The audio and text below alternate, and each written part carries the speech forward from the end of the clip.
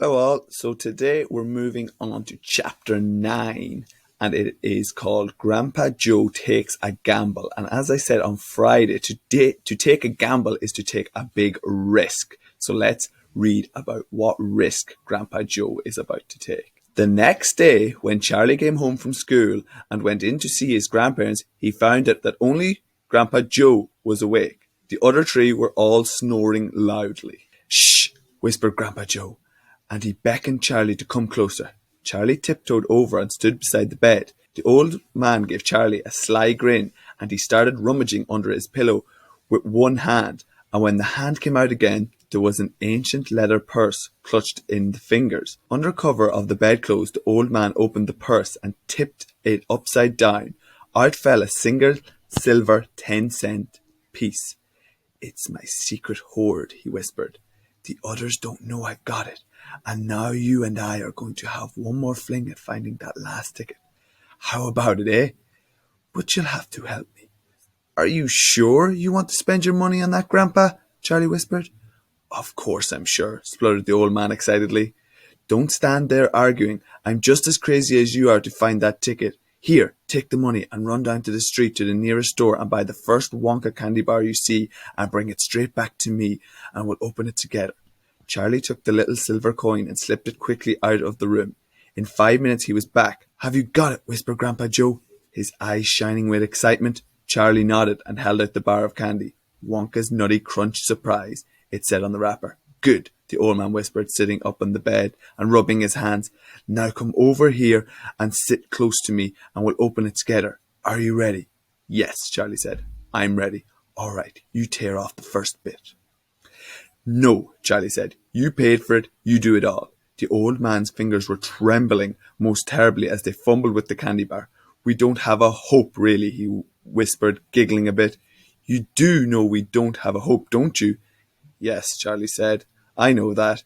They looked at each other and both started giggling nervously. "Mind you," said Grandpa Joe, "there is just that tiny chance that it might be the one. Don't you agree?" "Yes," Charlie said. "Of course. Why don't you open it, Grandpa?" "All in good time, my boy. All in good time. Which end do you think I ought to open first?" "That corner. The one furthest from you. Just tear it off the tiny bit. Not quite enough for us to see anything." "Like that," said the old man. "Yes. Now a little bit more." "You finish it," said Grandpa Joe. "I'm too nervous." "No, Grandpa. You must do it yourself." "Very well. Here goes." He tore off the wrapper. They both stared at what lay underneath. It was a bar of candy. Nothing more. All at once they both saw the funny side of the whole thing and they burst into peals of laughter. "What the heck's going on?" said Grandma Josephine, waking up suddenly. "Nothing," said Grandpa Joe. "You go on back to sleep." That was a very short chapter there, so I think we might read chapter 10 as well today. So this one is "The Family Begins to Starve." So we just saw the huge risk that Grandpa Joe took by buying that chocolate bar with the little money that he had, and now they seem like they don't have really any food to eat and they've wasted it on the chocolate bar. So let's read on with this page. During the next 2 weeks, the weather turned very cold. First came the snow. It began very suddenly one morning, just as Charlie Bucket was getting dressed for school. Standing by the window, he saw the huge flakes drifting slowly down out of an icy sky that was the colour of the steel. By evening, it lay 4 feet deep around the tiny house, and Mr. Bucket had to dig a path from the front door to the road. After the snow, there came freezing gale that blew for days and days without stopping. And oh, how bitter the cold was. Everything that Charlie touched seemed to be made of ice, and each time he stepped outside the door, the wind was like a knife on his cheek. Inside the house, little jets of freezing air came rushing in through the sides of the window and under the doors, and there was no place to go to escape them. The four old ones lay silent and huddled in their bed, trying to keep the cold off their bones. The excitement over the golden tickets had long since been forgotten.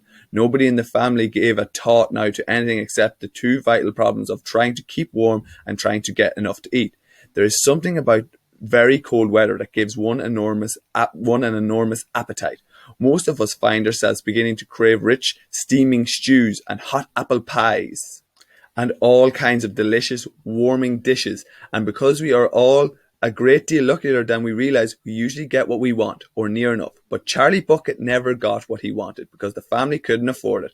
And as the cold weather went on and on, he became ravenously and desperately hungry. Both bars of candy, the birthday one and the one Grandpa Joe had bought, had long since been nibbled away, and all he got now were those tin cabbagey meals 3 times a day. Then all at once the meals became even thinner. The reason for this was that the toothpaste factory, the place where Mr. Bucket worked, suddenly went bust and had to close down. Quickly, Mr. Bucket tried to get another job, but he had no luck. In the end, the only way in which he managed to earn a few pennies was by shoveling snow in the streets, but it wasn't enough to buy even a quarter of the food that the 7 people needed. The situation became desperate. Breakfast was a single slice of bread for each person now, and lunch was maybe half a boiled potato. Slowly but surely, everyone in the house began to starve, and every day little Charlie Bucket, trudging through the snow on his way to school, would have to pass Mr. Willy Wonka's giant chocolate factory, and every day as he came near to it, he would lift his small pointed nose high in the air and sniff the wonderful sweet smell of melting chocolate. Sometimes he would stand motionless outside the gates for several minutes on end, taking deep, swallowing breaths, as though he were trying to eat the smell itself. "That child," said Grandpa Joe, poking his head up from under the blanket one icy morning. "That child has got to have more food. It doesn't matter about us. We're too old to bother with it. But a growing boy, he can't go on like this. He's beginning to look like a skeleton." "What can one do?" murmured Grandma Josephine miserably. "He refuses to take any of ours. I hear his mother tried to slip her own piece of bread onto his plate at breakfast this morning, but he wouldn't touch it. He made her take it back." "He's a fine little fellow," said Grandpa George. "He deserves better than this." The cruel weather went on, and every day Charlie Bucket grew thinner and thinner. His face became frighteningly white and pinched. The skin was drawn so tightly over the cheeks that you could see the shapes of the bones underneath. It seemed doubtful whether he could go on much longer like this without becoming dangerously ill.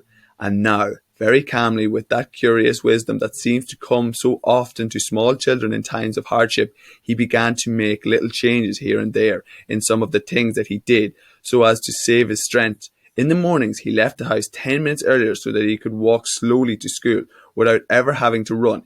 He sat quietly in the classroom during recess, resting himself, while the others rushed outdoors and threw snowballs and wrestled in the snow. Everything he did now, he did slowly and carefully, to prevent exhaustion. Then one afternoon, walking back home with the icy wind in his face and incidentally feeling hungrier than he had ever felt before, his eye was caught suddenly by a piece of paper that was lying in the gutter in the snow. Oh, I wonder what that piece of paper is. So we have came to the end of chapter 10 now, and poor little Charlie Bucket is becoming quite sick because he's not getting any food, and his family are very, very poor, and they're unfortunately able to provide for him. So now he has saw this piece of paper lying in the snow. I wonder, can you give a guess on what it might be? So tomorrow we're going to come back and read chapter 11 to find out what Charlie has discovered. So hope you enjoyed today's 2 chapters, because the first one's very short, so we read another one, and I'll see you again here tomorrow for chapter 11. Bye.